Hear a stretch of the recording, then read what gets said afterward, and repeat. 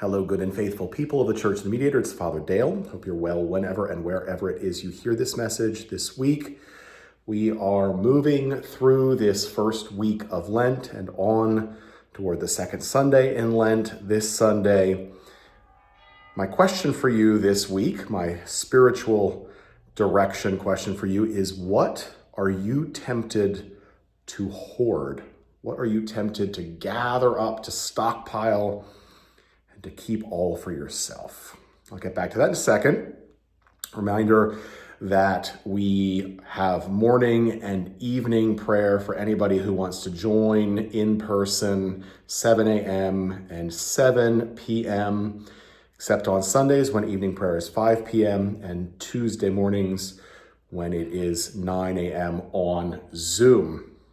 That's my kitty. There she is in the window. She likes to sit in the window in the dining room. She was a little distraction there for a minute. Then I am on Saturday mornings offering 9 a.m. Anybody who would like to come and offer their confession to God, the rite of reconciliation of a penitent. I'm in the chapel. I'm usually there for 15 to 20 minutes to see if anybody shows up. If not, that's okay. I usually then take some time to practice the piano. But if you would like the rite of reconciliation, if anything is burdening your conscience, please stop on by, and I am available at 9 o'clock on Saturday mornings. This Sunday, 9 a.m. as usual, we're celebrating the Holy Eucharist. Don't forget that we're entering Women's History Month, and we will have with us our beloved former rector, Mariah Cheltvait, who will preach and con-celebrate on Sunday. So don't miss showing up for Mother Mariah. And then after the 9 a.m., we will have Adult Forum. We'll finally get started, God willing, and no more snow, on our study of the Psalms, which will be rich. 1 p.m. in Spanish, lunch, and learn after the 1 p.m. as well, which will also be on the Psalms. And reminder, of course, that on Thursday evenings at 6 p.m. on Zoom, Erlane and Patricia are offering a time of Lenten spiritual reflection, midweek Lent course at St. Tim's, which I actually completely forgot about this week. I was a busy Wednesday and realized later in the day that I had forgotten to go to St. Tim's. At noon, soup, salad, and learn. And of course, there are many other things in the happenings for you to explore. What is it that you might be tempted, or maybe you do, hoard, to gather up, to stockpile, and to keep all for yourself? I ask this because this morning at morning prayer, I use a book that was compiled by one of the professors of the General Theological Seminary, J. Robert Wright. He compiled different readings from the patristics, from the church fathers, to be used at morning prayer throughout the year. This morning's was from St. Maximus the Confessor, who lived in and around the area of Constantinople, now in Turkey, in the 600s AD. He was an abbot, so he was a monastic. He went into that a little bit later in his life after he had served in the emperor's court, became a monastic.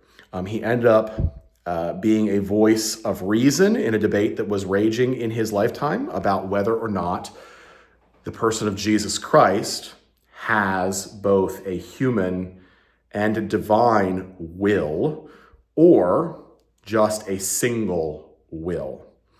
At that point in time, the church was debating that. And Maximus the Confessor was staunch in declaring that Jesus had both and has both a divine and a human will, the will of God and his own will as a sovereign human being. That was not popular at that moment, and for that, those who were insisting that Jesus had a singular will, a kind of combined mix of divine and human, or that the divine will superseded the human will in the person of Christ, they tortured him, and they mutilated his hand, and they also mutilated his tongue. For that, he's called a confessor, because a confessor is someone who suffered for the faith, but who was not killed or martyred. In the case of Maximus, He also was a significant theologian. His position on the two wills of Jesus, that to say that Jesus did not have a full human will, was to make him less than fully human, because part of what makes us human is that we have a will, and it is a sovereign will, that God does not impose God's self on our will, that we have free will and choice about things. Oftentimes we misuse that will, not in the case of Christ, who of course was always aligned with the will of God, but he had that human will, that fullness of a human will, as well as God's will in him.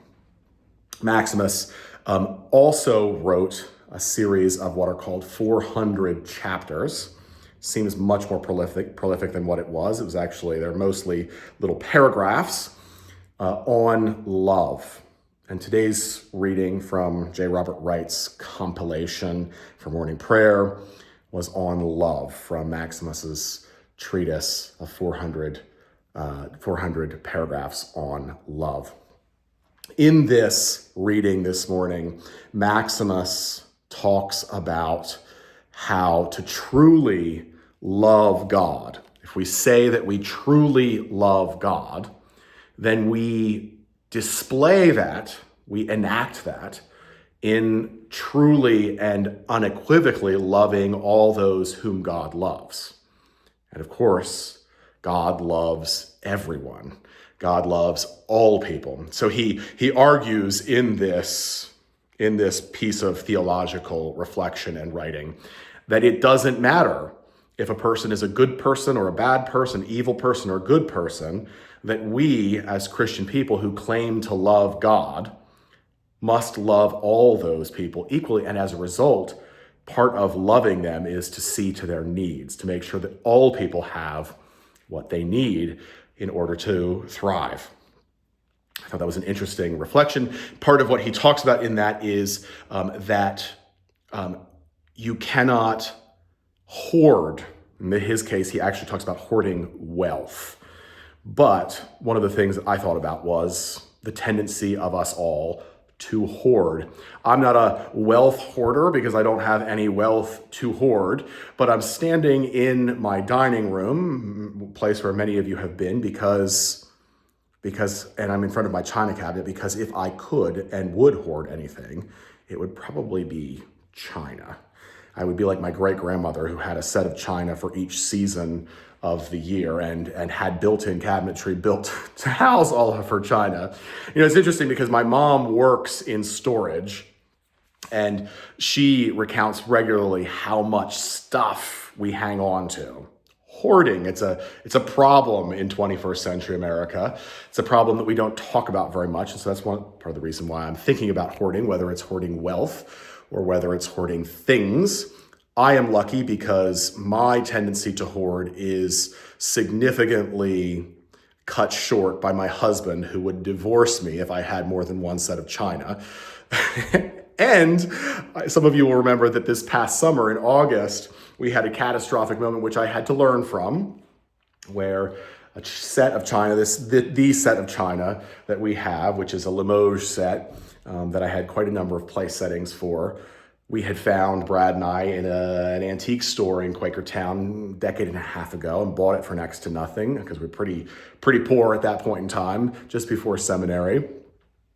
And that china has gone with us to, of course, to New York, to Tennessee, to Ohio, back here to Nativity, to the house in Bethlehem, and now to this house in Allentown. I have entertained many people on it, bishops, priests, deacons, lay folks. I love to entertain. It's one of my favorite things to do, to set a table and to have people sit around and enjoy themselves eating food and talking. And I will tell you, if I could hoard china and silver, I really like silver, I would hoard it. So thanks be to God that I have a spouse who doesn't let me hoard it. But I wonder what you might hoard, what you might be tempted to hoard if you wanted to hoard something. Maybe you do, and maybe it's time to think about that. We all have the opportunity in Lent to re-examine our tendencies, and of course, all of our tendencies have both the bad and the good. Our will can be directed in toward the bad and toward the good, and sin, of course, is always when we get out of balance. And so part of our Lenten journey is to ask God to help us to get back in balance in those places where we are out of balance and out of whack. I will see you on Sunday, my friends. Until then, blessings.